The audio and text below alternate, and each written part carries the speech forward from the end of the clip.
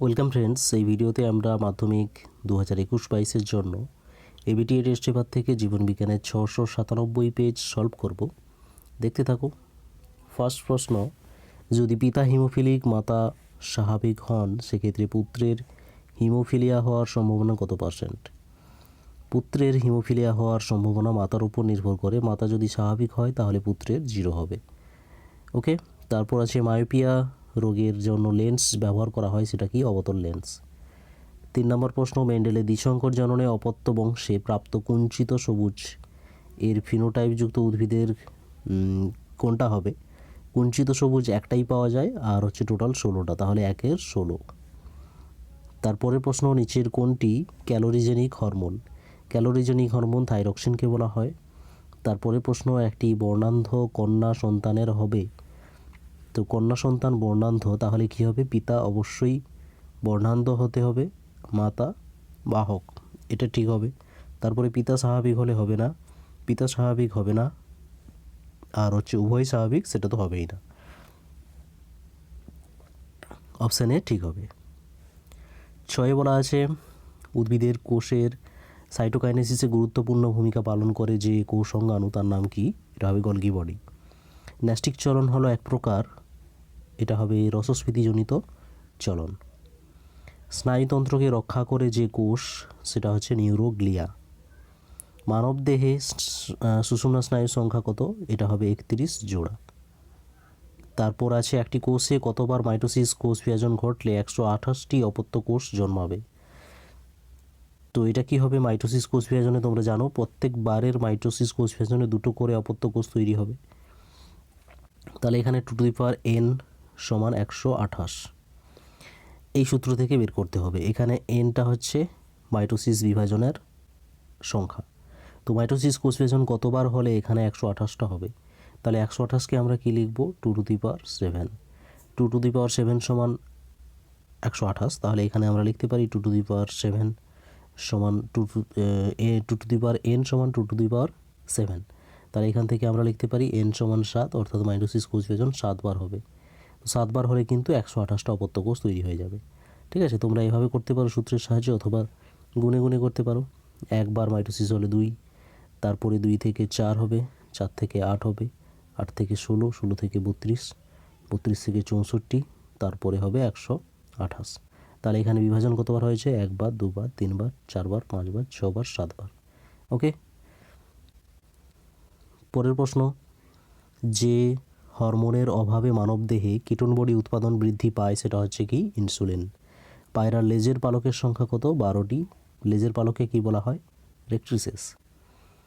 তারপরে আছে, সপুষ্পক উদ্ভিদের শস্যের ক্রোমোজোম সংখ্যা 48 হলে কাণ্ডের কোষের ক্রোমোজোম সংখ্যা কত হবে? শস্যতে তোমরা জানো 3n, তাহলে 3n সমান 48, তাহলে এখান থেকে n কত হবে? n সমান হবে 16, 16 × 48। তাহলে কাণ্ডের কোষে কীরকম হয়? কাণ্ডের কোষ ডিপ্লয়েড হয়, তাহলে এখানে কত হবে? 2 × 16 সমান 32, তাহলে কাণ্ডের কোষে কত হবে? 32টি। হিমোফিলিয়া এ রোগের জন্য দায়ী ফ্যাক্টরের নাম কি? এটা হচ্ছে ফ্যাক্টর 8। একজন স্বাভাবিক মহিলার ডিম্বাণুর ক্রোমোজোম বিন্যাস কি হবে? ডিম্বাণুর ক্রোমোজোম বিন্যাস হবে 22A + X। এটা শূন্যস্থান পূরণ করো। সুষুম্নাকাণ্ডের গহ্বরকে কি বলা হয়? নিউরোসিল বলা হয়, নিউরোসিল বলা হয়। তারপর আছে, বর্ণান্ধতার জন্য দায়ী জিন ড্যাশ ক্রোমোজোমে অবস্থান করে? X chromosome. ওয়াই ক্রোমোজোমের অপর নাম কি? হল্যান্ড্রিক জিন, হল্যান্ড্রিক জিন। ড্যাশ হরমোন গর্ভাবস্থা বজায় রাখতে সাহায্য করে? এটা হবে প্রোজেস্টেরন, প্রোজেস্টেরন।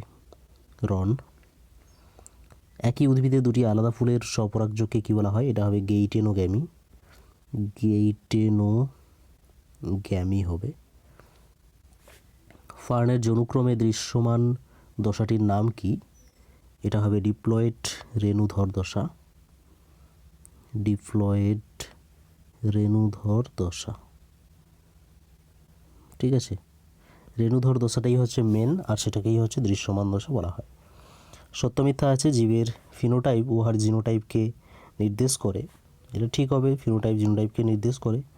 হাইপোথ্যালামাস থেকে খরিত হরমোনগুলোকে বলা হয় নিউরো হরমোন। এটাও ঠিক, হাইপোথ্যালামাস থেকে যে হরমোনগুলো খরিত হয় সেগুলোকে নিউরো হরমোন বলা হয়। ক্রোমোজোমের রাসায়নিক গঠনে হিস্টোন আর ডিএনএ এর অনুপাত 1:1, এটা ভুল হবে।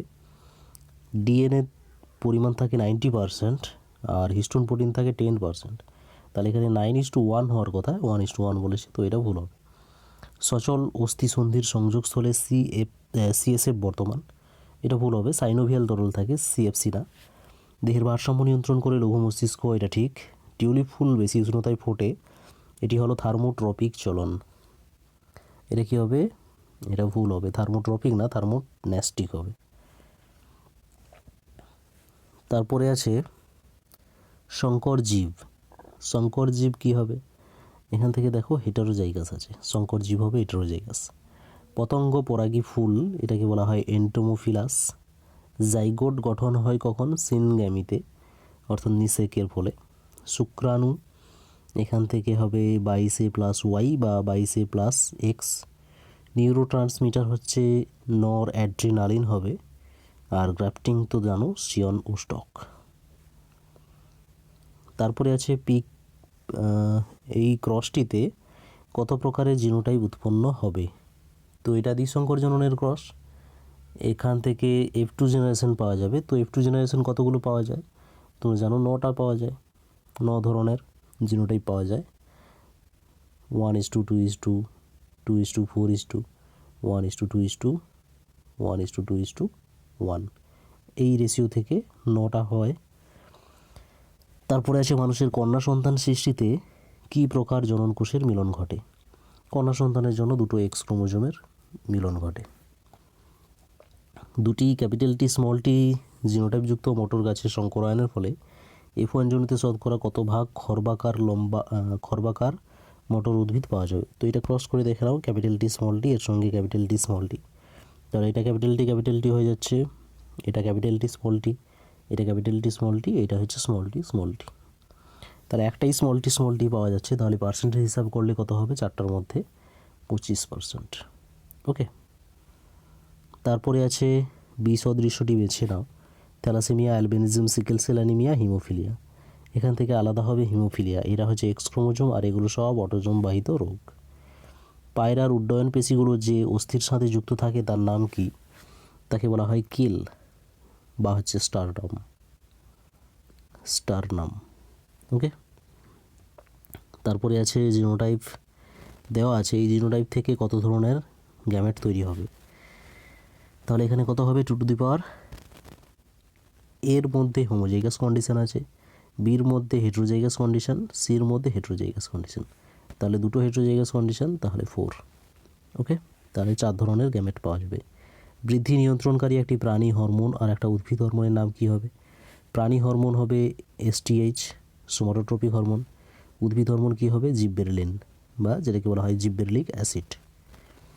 নিষেকের পূর্বের ভ্রূণস্থলিতে মোট কয়টি নিউক্লিয়াস থাকে, নিষেকের আগে ভ্রূণস্থলিতে মোট কতগুলো থাকে, 8টি নিউক্লিয়াস। ঠিক আছে, এরকমভাবে এখানে 3টে প্রতিপাদক কোষ সমষ্টি, এখানে 2টো মিলে নির্ণীত নিউক্লিয়াস, এখানে একটা গ্যামেট আর 2টো সহকারী কোষ, টোটাল 8টা, 3, 2, 3। ওকে, তারপরে যে প্রশ্নগুলো আছে সেগুলো তোমরা দেখবে, যদি পিডিএফ পেতে চাও তাহলে টেলিগ্রামের সঙ্গে যুক্ত হয়ে যাও, সেখানে পিডিএফগুলো পেয়ে যাবে। ওকে, দেখা হচ্ছে তাহলে নেক্সট ভিডিওতে, ভালো থেকো, পড়তে থাকো, অল দ্য বেস্ট।